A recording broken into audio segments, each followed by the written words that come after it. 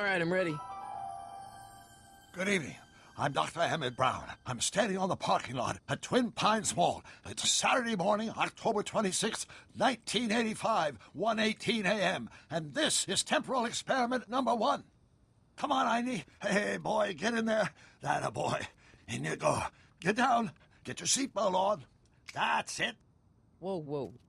Okay. Please note that Einstein's clock is in precise synchronization with my control watch. Got it? Right, check, Doc.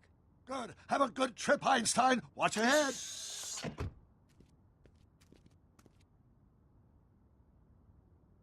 You got that thing hooked up to the car? Watch this. Yeah, okay. Got it.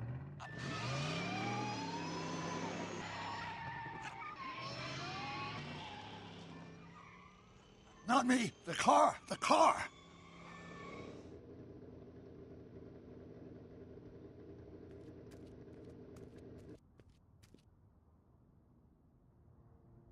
If my calculations are correct, when this baby hits 88 miles per hour, you're gonna see some serious shit.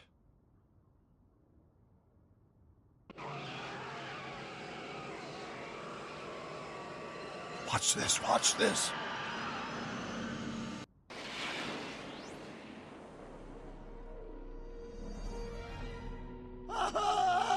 What did I tell you? 88 miles per hour! The temporal displacement occurred at exactly 1:20 a.m. and 0 seconds!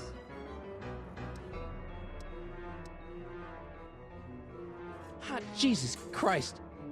Jesus Christ, Doc. You disintegrated Einstein. Calm down, Marty. I didn't disintegrate anything. The molecular structure of both Einstein and the car are completely intact. Where the hell are they? The appropriate question is, when the hell are they? You see, Einstein has just become the world's first time traveler. I sent him into the future. 1 minute into the future, to be exact. And at precisely 1:21 a.m. and 0 seconds, we shall catch up with him and the time machine. Wait a minute, Doc. What are you talking about? A time machine? The way I see it, if you're going to build a time machine into a car, why not do it with some style? Besides, the stainless steel construction made the flux dispersal. Look out!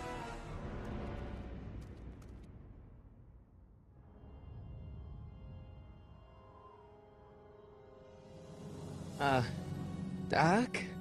Huh, that's peculiar. Where's the car, Doc? It should have caught up with us 27 seconds ago. Doc, what happened to Einstein? No need for concern. It's probably just a minor miscalibration of the time circuits. Marty, could you get my notebook? It should be in the toolbox.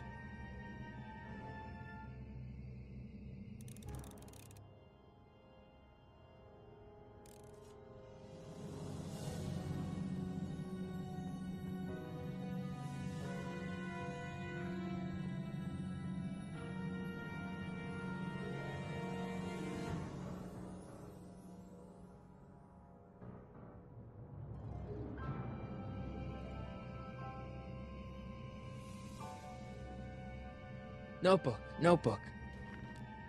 Got it. Flux capacitor? That's it! What the heck's a flux capacitor? My latest invention. The thing that makes time travel possible. In this notebook, I've detailed the nearly 3 decades of scientific breakthroughs necessary to build a working time machine. If it ever fell into the wrong hands, the consequences could be catastrophic. Let's see. Is mass equals I times Z, and E equals the square root of Z times C squared, and the flux... Consequences could be catastrophic? Whoa. Deja vu.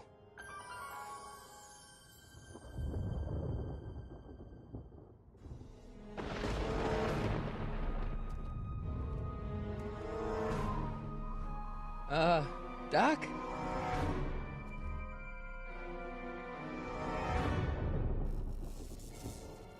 Great Scott! Doc, what is it? I've made a horrible mistake.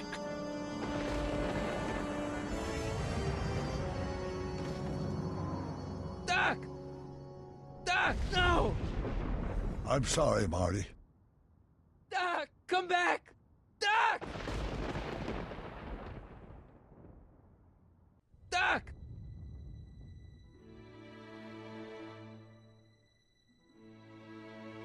Marty, is everything okay? Yeah, Mom, it was just a nightmare. I was in the past, and Doc was there. Well, you're safe and sound now, back in good old 1986. But you'd better get up. Your father's waiting for you. Huh? Weren't you going to meet him over at Doc's? Holy crap, I'm late!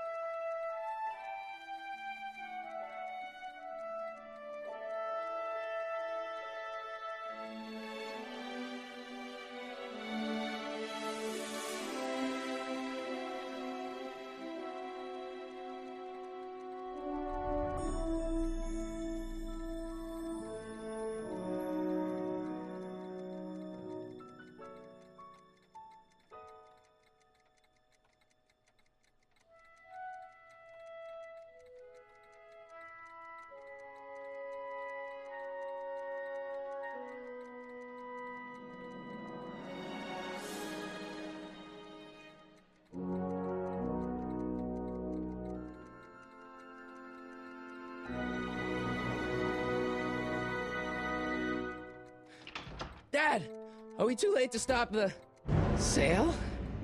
Better late than never. You wouldn't believe how much rare stuff there is back here. That's Doc's stuff.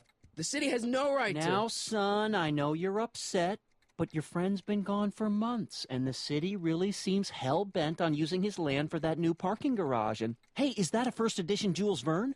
It's just not fair. But at least things can't get any worse.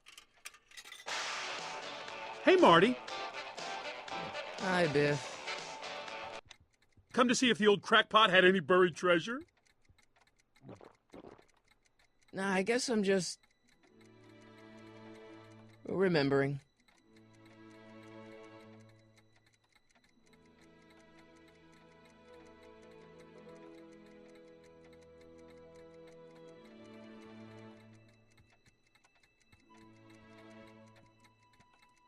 Does nature contrive it so that even with a time machine, you can intervene to prevent your own conception, for example?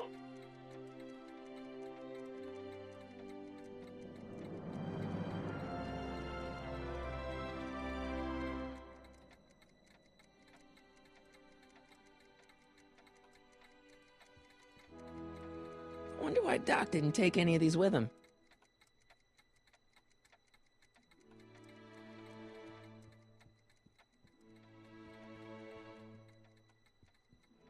Hey, Dad. Who's running this sale anyway? Oh, that'd be me, son. You? Why? Well, once it became apparent that the bank was going through with the sale, I volunteered to oversee it in order to make sure that Doc's stuff would be treated with a modicum of respect. Isn't that right, Biff? You got it, Mr. McFly. I'm telling you, this sale is a joke. Doc's only been gone for a few months, and I happen to know... Yes, you've told us he's not dead. He's on a trip. Let's say you're right. Have you considered that this trip may not have been entirely voluntary? I hate to say it, but Doc's run up some pretty sizable debts around town. Maybe he's just hiding from his creditors. What's Biff doing here? He wasn't a friend of Doc's. It's a public sale, Marty. Everyone's allowed. Even Biff. Do you think dreams can predict the future? Well, you know I don't go in for that mystical stuff, but I do think they can reflect how you're feeling about the future. What did you dream? Oh, just weird stuff about Doc. Well, that's understandable, don't you think? I guess, but I feel like it was telling me something. Do you think dreams can predict the future? Well, you know I don't go in for that mystical stuff, but I do think they can reflect how you're feeling about the future.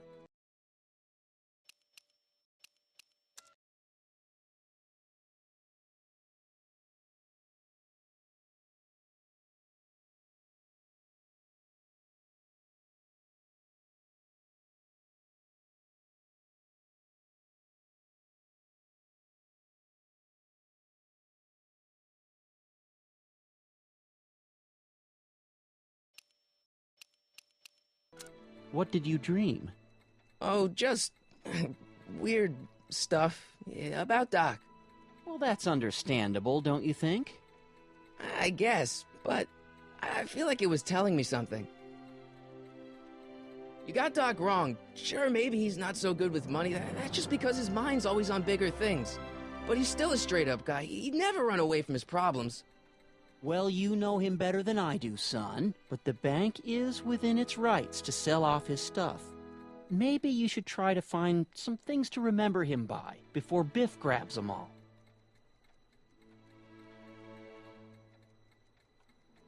I'll keep looking around. Thanks, Dad.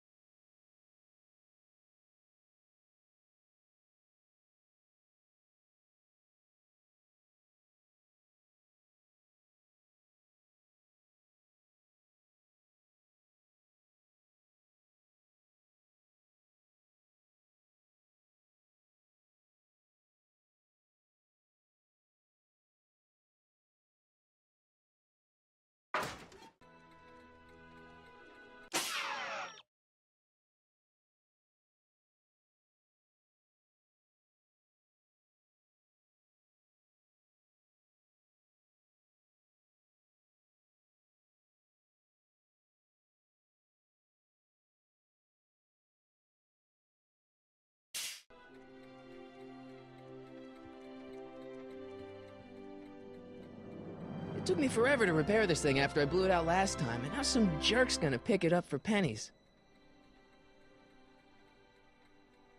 Let's make some noise.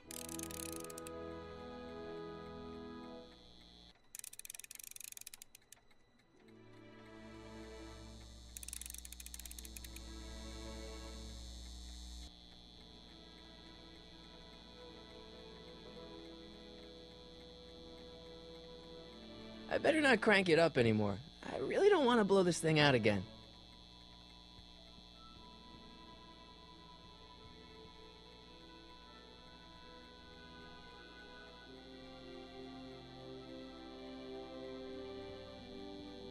It took me forever to repair this thing after I blew it out last time, and now some jerk's gonna pick it up for pennies.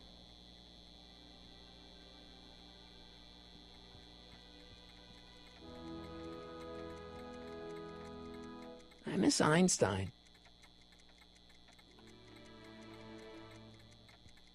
A fish tank? I never knew Doc raised fish. Doc's fish had weird taste in decor. I kinda like Doc.